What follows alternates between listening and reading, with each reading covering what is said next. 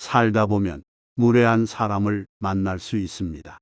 예를 들어 회사에서 동료가 나를 무시하는 발언을 하거나 친구 모임에서 내가 싫어하는 주제로 농담을 던지는 경우를 생각해 볼 수 있습니다.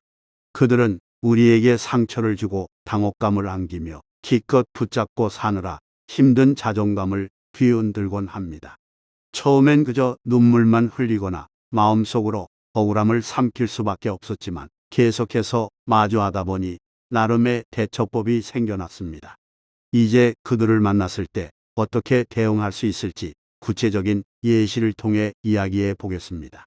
첫 번째는 문제가 되는 발언임을 상기시켜 드리는 것입니다. 우리는 자유롭게 말할 수 있지만 다른 이의 인권을 침해하지 않는 범위 내에서만 가능합니다. 누군가 그 선을 넘었을 때 경고하는 것은 언어 폭력에 대처하는 가장 기본적인 방식입니다. 편견이 심한 말을 들었을 때 흥분하지 않고 제3자가 듣는다면 오해하겠는데요. 라고 말하거나 당사자가 들으면 상처받겠네요 라고 말씀드리는 것입니다.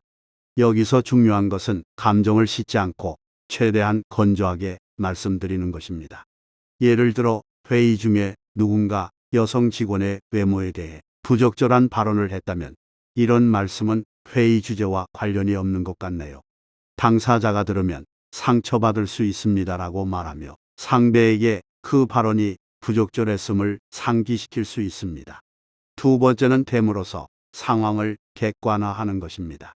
상황을 이해 못한 것처럼 천진난만하게 되물으면 더욱 좋습니다. 예를 들어 누군가 농담이라며 저 사람은 얼굴이 참 이타적이네라고 한다면 아, 저 사람이 못생겼다는 뜻이죠? 라고 되묻는 것입니다. 그렇게 물어보면 상대는 순간적으로 머쓱해하며 자신의 표현을 점검할 것입니다. 또 다른 예로 누군가 내게 왜 그렇게 예민해? 라고 한다면 제가 예민하다는 게 무슨 뜻인가요? 제가 어떤 부분에서 그렇게 느끼셨나요? 라고 되물어 상대가 자신의 발언을 다시 생각해 보도록 유도할 수 있습니다. 또 하나의 예로 친구가 넌 왜 그렇게 혼자 다니기를 좋아해? 친구가 없어서 그래? 라고 비꼬듯 물어본다면 제가 혼자 있는 걸 좋아해서 그렇죠. 친구가 없는 건 아닌데 혼자가 편할 때도 있어요. 왜 그렇게 생각하셨나요? 라고 천진난만하게 되므로 상대방이 자신의 발언이 부적절했음을 깨닫게 할 수 있습니다. 또한 누군가 왜 이렇게 일을 느리게 해? 라고 말하면 느리다는 기준이 무엇인지 궁금하네요. 제가 좀 더 잘할 수 있는 부분이 있나요? 라고 되므로 상대가 자신의 말을 다시 점검하도록 유도할 수 있습니다. 세 번째는 상대가 사용한 부적절한 단어를 그대로 사용해 들려드리는 것입니다. 예를 들어 누군가 영감탱이는 욕이 아니라 친근한 표현이라서 썼다고 한다면 저도 친근하게 영감탱이라고 불러도 될까요? 하고 응수할 수 있습니다. 상대가 사용한 논리를 그대로 가져와 돌려드릴 수도 있습니다. 가슴이 작은데 왜 브래지어를 해? 하고 묻는 남자에게 그럼 오빠는 왜 팬티 입어? 라고 할 수 있듯 이상한 논리로 상대를 공격하는 사람에게는 역지사지를 경험하게 할 필요가 있습니다. 또 다른 예로 누군가 내가 그 나이에 아직도 결혼을 안 했어. 라고 한다면 오빠도 그 나이에 아직도 안 했네요. 라고 되받아칠 수 있습니다. 또 하나의 예로 누군가 너는 왜 그렇게 항상 지각을 해? 라고 지적한다면 오빠도 항상 늦는 것 같던데요. 저도 비슷한 이유가 있을 거예요. 라고 상대의 논리를 그대로 적용하여 대응할 수 있습니다. 이렇게 하면 상대방이 자신의 발언이 부적절했음을 깨닫게 될 가능성이 높습니다.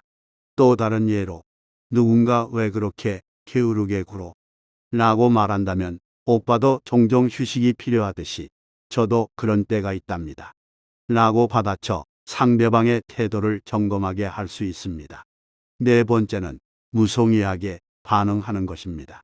육아 전문가들은 아이에게 여러 번 설명했음에도 계속해서 소리를 지르거나 떼를 쓴다면 달래주지 말라고 조언합니다. 아무 말도 하지 않고 가만히 쳐다만 보거나 하던 일을 멈추고 그 자리를 떠나는 것도 방법이라고 합니다. 지지받지 못하는 상황을 마주했을 때 아이가 상황을 스스로 판단해서 멈추게끔 하는 것인데, 이 원리는 어른에게도 유효합니다. 메신저에서 벗어나고 싶은 상황을 마주한다면 하하 또는 그렇군 정도로 답해 대화를 중단시킬 수 있습니다. 정도가 심하다면 아예 메신저를 읽지 않거나 읽었어도 답을 해드리지 않는 것이 좋습니다. 직접 만난 상황이라면 그렇게 생각하시는군요. 정도의 표현만 의도적으로 반복하는 것으로 의사를 표현할 수 있습니다. 예를 들어 누군가 계속해서 내가 원하지 않는 조언을 한다면 그저 그렇게 생각하시는군요라고 반복해서 응대하며 상대의 말을 무의미하게 만들 수 있습니다. 또 다른 예로 누군가 회사에서 자꾸 나의 업무 방식을 지적하면서도 구체적인 대안을 제시하지 않는다면 그런 의견도 있군요라고만 반복하여 상대방이 더 이상 말을 이어가지 못하게 할 수 있습니다. 또한 가족 모임에서 내가 선택한 직업이나 생활 방식을 비판하는 친척에게도 그렇군요. 그런 생각을 하시네요라고만 대답함으로써 불필요한 대화를 줄일 수 있습니다. 이러한 방식은 상대방이 더 이상 관심을 가지지 않도록 유도하며 무례한 발언에 대한 영향력을 최소화하는 데 효과적입니다. 가령 친구가 왜 그렇게 돈을 아끼니? 라고 계속해서 물을 때도 그건 제 선택이에요 라고만 답해 상대방의 질문을 무의미하게 만들 수 있습니다. 이렇게 함으로써 더 이상 논쟁을 이어가지 않고 상황을 조용히 마무리할 수 있습니다. 다섯 번째는 유머러스하게 대답하는 것입니다. 시대착오적인 말을 들을 때 특히 유효한데, 누군가 가부장적인 편견이 가득한 말을 할 때 우와, 조선시대에서 오셨나 봐요. 상평통보 보여주세요. 하고 받아치는 방식입니다. 애정은 없고 자기 자랑만 있는 잔소리를 들으면 요즘은 잔소리 하려면 선불 주고 해야 한다던데요. 라고 하거나 저희 부모님도 30년 동안 노력하다 포기하셨는데 어떻게 가능하시겠어요? 하고 농담하듯 받아치면 상대도 더는 말을 이어가기 힘들 것입니다. 말이 길어질 것 같으면 그건 제가 알아서 할게요 하고 화제를 돌리는 것도 좋습니다. 단, 농담을 자연스럽게 하는 데는 내공이 좀 필요하므로 경험치가 좀 쌓인 후에 시도하시길 추천합니다. 또 다른 예로 누군가 여성은 감정적이어서 리더가 될 수 없어라고 말한다면, 그렇다면 남성은 항상 논리적이라 문제가 없겠군요. 어쩌면 우리 모두 인간이니까 감정이 있을 수 있는 것 아닌가요? 라고 받아칠 수 있습니다. 이렇게 유머러스하게 대응하면 상대방이 자신의 편견을 깨닫게 할 수 있습니다. 누군가 결혼을 안 하면 나중에 외로울 텐데라고 한다면 그럼 결혼하면 자동으로 행복한 삶이 보장되는 건가요? 어디서 그런 혜택을 받을 수 있는지 알려주시면 감사하겠습니다. 라고 농담처럼 대답해 상대방이 더 이상 말을 이어갈 수 없게 할 수 있습니다.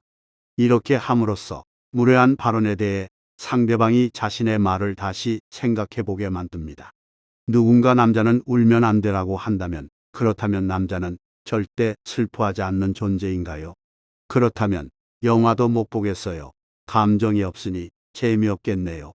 라고 농담조로 말해 상대방이 자신의 발언이 얼마나 시대착오적이고 부적절했는지를 인식하게 할 수 있습니다. 나에게 피해를 주는 사람들을 자꾸 참으면 제가 무기력해집니다. 무례한 사람을 만난다면 피하는 게 능사가 아닙니다. 저만의 대처법을 갖춰야 합니다. 다들 괜찮다는데 왜 저만 유난을 떠나요? 하는 사람에게 그 평화는 다른 사람들이 참거나 피하면서 생겨난 가짜임을 알려드려야 합니다. 인류는 약자가 강자에게 아무리 그래도 이건 아니지 않나요? 라고 함으로써 이전 세대와 구별되는 문화를 만들어냈습니다.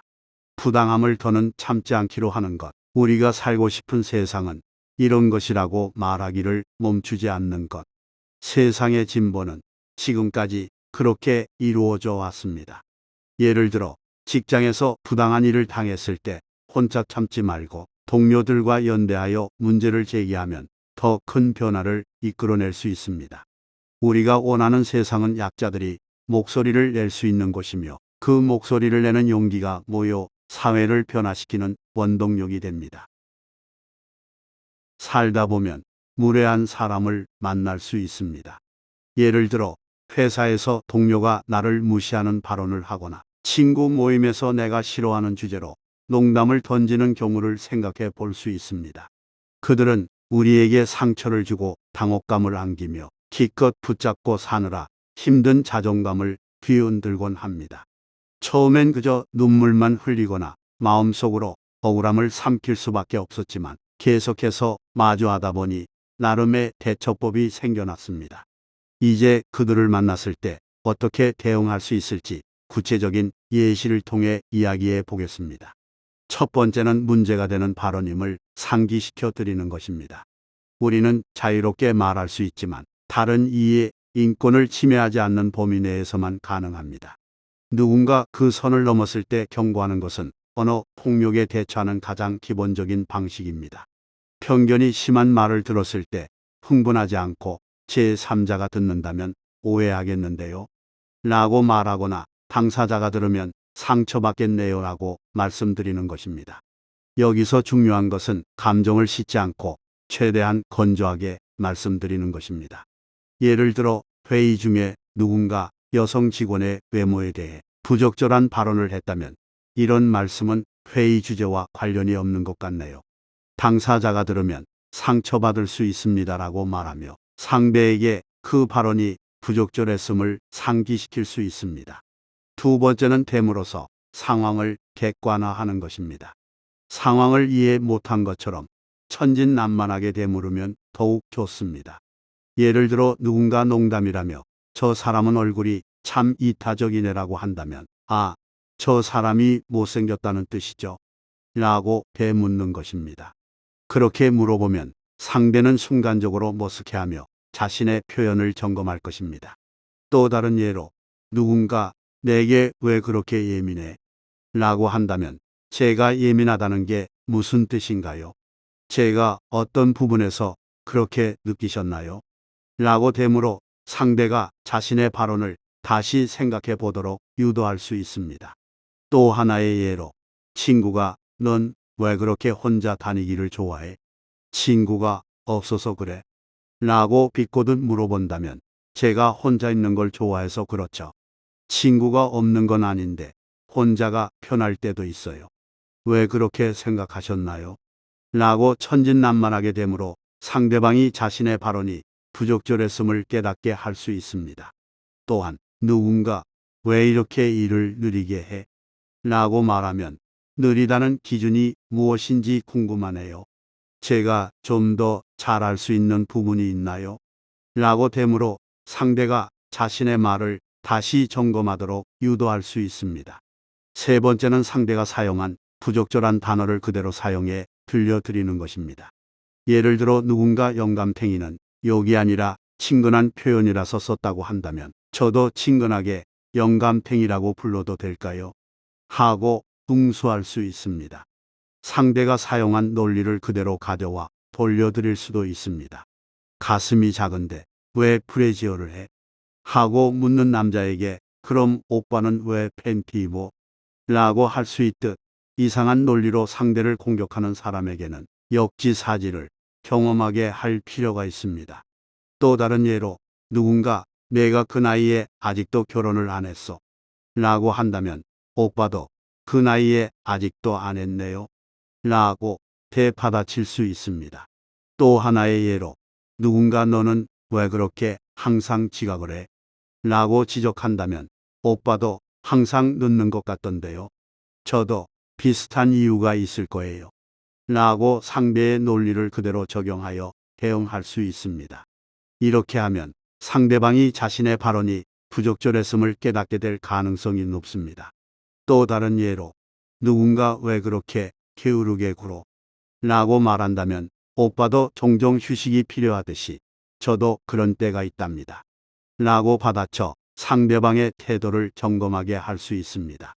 네 번째는 무성의하게 반응하는 것입니다. 육아 전문가들은 아이에게 여러 번 설명했음에도 계속해서 소리를 지르거나 떼를 쓴다면 달래주지 말라고 조언합니다. 아무 말도 하지 않고 가만히 쳐다만 보거나 하던 일을 멈추고 그 자리를 떠나는 것도 방법이라고 합니다. 지지받지 못하는 상황을 마주했을 때 아이가 상황을 스스로 판단해서 멈추게끔 하는 것인데, 이 원리는 어른에게도 유효합니다. 메신저에서 벗어나고 싶은 상황을 마주한다면 하하 또는 그렇군 정도로 답해 대화를 중단시킬 수 있습니다. 정도가 심하다면 아예 메신저를 읽지 않거나 읽었어도 답을 해드리지 않는 것이 좋습니다. 직접 만난 상황이라면 그렇게 생각하시는군요. 네. 정도의 표현만 의도적으로 반복하는 것으로 의사를 표현할 수 있습니다. 예를 들어 누군가 계속해서 내가 원하지 않는 조언을 한다면 그저 그렇게 생각하시는군요라고 반복해서 응대하며 상대의 말을 무의미하게 만들 수 있습니다. 또 다른 예로 누군가 회사에서 자꾸 나의 업무 방식을 지적하면서도 구체적인 대안을 제시하지 않는다면 그런 의견도 있군요라고만 반복하여 상대방이 더 이상 말을 이어가지 못하게 할 수 있습니다. 또한 가족 모임에서 내가 선택한 직업이나 생활 방식을 비판하는 친척에게도 그렇군요. 그런 생각을 하시네요라고만 대답함으로써 불필요한 대화를 줄일 수 있습니다. 이러한 방식은 상대방이 더 이상 관심을 가지지 않도록 유도하며 무례한 발언에 대한 영향력을 최소화하는 데 효과적입니다. 가령 친구가 왜 그렇게 돈을 아끼니? 라고 계속해서 물을 때도 그건 제 선택이에요 라고만 답해 상대방의 질문을 무의미하게 만들 수 있습니다. 이렇게 함으로써 더 이상 논쟁을 이어가지 않고 상황을 조용히 마무리할 수 있습니다. 다섯 번째는 유머러스하게 대답하는 것입니다. 시대착오적인 말을 들을 때 특히 유효한데, 누군가 가부장적인 편견이 가득한 말을 할 때 우와, 조선시대에서 오셨나 봐요. 상평통보 보여주세요. 하고 받아치는 방식입니다. 애정은 없고 자기 자랑만 있는 잔소리를 들으면 요즘은 잔소리 하려면 선불 주고 해야 한다던데요. 라고 하거나 저희 부모님도 30년 동안 노력하다 포기하셨는데 어떻게 가능하시겠어요? 하고 농담하듯 받아치면 상대도 더는 말을 이어가기 힘들 것입니다. 말이 길어질 것 같으면 그건 제가 알아서 할게요 하고 화제를 돌리는 것도 좋습니다. 단, 농담을 자연스럽게 하는 데는 내공이 좀 필요하므로 경험치가 좀 쌓인 후에 시도하시길 추천합니다. 또 다른 예로 누군가 여성은 감정적이어서 리더가 될 수 없어라고 말한다면, 그렇다면 남성은 항상 논리적이라 문제가 없겠군요. 어쩌면 우리 모두 인간이니까 감정이 있을 수 있는 것 아닌가요? 라고 받아칠 수 있습니다. 이렇게 유머러스하게 대응하면 상대방이 자신의 편견을 깨닫게 할 수 있습니다. 누군가 결혼을 안 하면 나중에 외로울 텐데라고 한다면 그럼 결혼하면 자동으로 행복한 삶이 보장되는 건가요? 어디서 그런 혜택을 받을 수 있는지 알려주시면 감사하겠습니다. 라고 농담처럼 대답해 상대방이 더 이상 말을 이어갈 수 없게 할 수 있습니다. 이렇게 함으로써 무례한 발언에 대해 상대방이 자신의 말을 다시 생각해 보게 만듭니다. 누군가 남자는 울면 안 되라고 한다면, 그렇다면 남자는 절대 슬퍼하지 않는 존재인가요? 그렇다면 영화도 못 보겠어요. 감정이 없으니 재미없겠네요. 라고 농담조로 말해 상대방이 자신의 발언이 얼마나 시대착오적이고 부적절했는지를 인식하게 할 수 있습니다. 나에게 피해를 주는 사람들을 자꾸 참으면 제가 무기력해집니다. 무례한 사람을 만난다면 피하는 게 능사가 아닙니다. 저만의 대처법을 갖춰야 합니다. 다들 괜찮다는데 왜 저만 유난을 떠나요? 하는 사람에게 그 평화는 다른 사람들이 참거나 피하면서 생겨난 가짜임을 알려드려야 합니다. 인류는 약자가 강자에게 아무리 그래도 이건 아니지 않나요? 라고 함으로써 이전 세대와 구별되는 문화를 만들어냈습니다. 부당함을 더는 참지 않기로 하는 것, 우리가 살고 싶은 세상은 이런 것이라고 말하기를 멈추지 않는 것. 세상의 진보는 지금까지 그렇게 이루어져 왔습니다. 예를 들어 직장에서 부당한 일을 당했을 때 혼자 참지 말고 동료들과 연대하여 문제를 제기하면 더 큰 변화를 이끌어낼 수 있습니다. 우리가 원하는 세상은 약자들이 목소리를 낼 수 있는 곳이며 그 목소리를 내는 용기가 모여 사회를 변화시키는 원동력이 됩니다.